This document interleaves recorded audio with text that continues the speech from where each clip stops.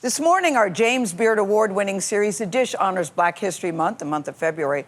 The restaurant Dakar NOLA was a hotspot during Super Bowl weekend in New Orleans. It was packed. It serves a modern Senegalese tasting menu that blends the cuisines of two coastal cities, Dakar and New Orleans. Yum.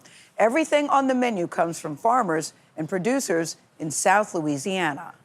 CBS Saturday Morning host Michelle Miller joined the chef as he picked up ingredients for the day's menu.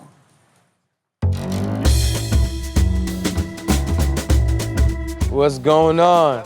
Every Tuesday, Serigne Mbaye takes in the fresh produce available at his local farmer's market. Whatever the farmers have, that's what I put in the menu, and that's the challenge. Local producers he trusts. These brews easy and they should be kept in the fridge. Are they hard enough so far? Oh, but they ready to eat now. Provide a bounty for his table. So this is going to be attaya. Attaya is the tea that is served back home in Senegal. At Dakar NOLA. As the James Beard 2024 Best New Restaurant, this 26-seat dining room gives Senegalese cuisine a fine dining shine. I worked in many great restaurants, and I have not worked at any restaurant that's cooking West African food to this level. From his cassava fritter with tomato onion sauce, crab salad, and smoked trout roe, or a twist on the classic jollof rice. And I always tell people that every dish has a story, and not every dish is supposed to make you feel good. Like with black-eyed peas, they were first brought to the Americas during the transatlantic slave trade. That's just one of many stories about the dishes he tells during the dinner. It didn't weigh 60 kilos. What they did was 60 kilos is about 133 pounds. So they fed them black-eyed peas in palm oil to fatten them up, so that way they could survive through the Middle Passage. He wants patrons to share that story of struggle and survival. So we have a lot of delicious food that's on the current menu. We have the last meal, which is the palm oil black-eyed pea soup with some Gulf shrimp. Because typically this dinner in the restaurant, it is about 2.5 hour experience. And over here we have our citrus salad. From the citrus from this morning. Persimmons, kumquats, grapefruit, navel oranges. We also use the leftover juice to kind of turn into a vinaigrette. His tasting menu, shared family style, is a tradition learned from his mother's table in Harlem.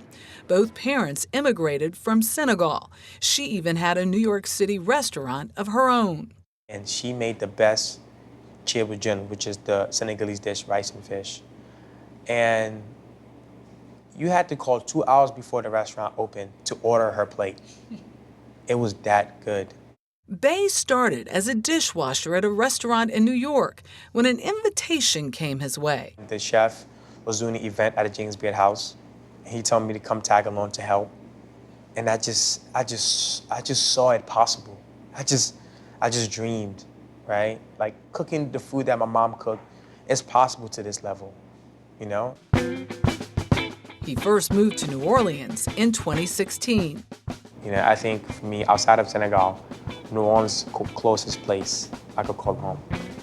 His successful pop-ups caught a following and investors who made this double shotgun home on Magazine Street a possibility. Why do you think people are so into this space? You can't get a reservation here. For me, I think people want something that they can't get. If I'm gonna cook gumbo, my gumbo certainly better be different from everybody else's gumbo. People just want something that they can't have, and we created a place of celebration. At 31, Mbaye is in no rush to grow beyond this pace, even as the spotlight continues to hit his town. What do you hope to showcase? Again, just being us. I hope that people come here and really realize that West Africa have so much to offer to the world. Our food, our hospitality, but most importantly, the way we make people feel. For CBS Mornings, I'm Michelle Miller in New Orleans.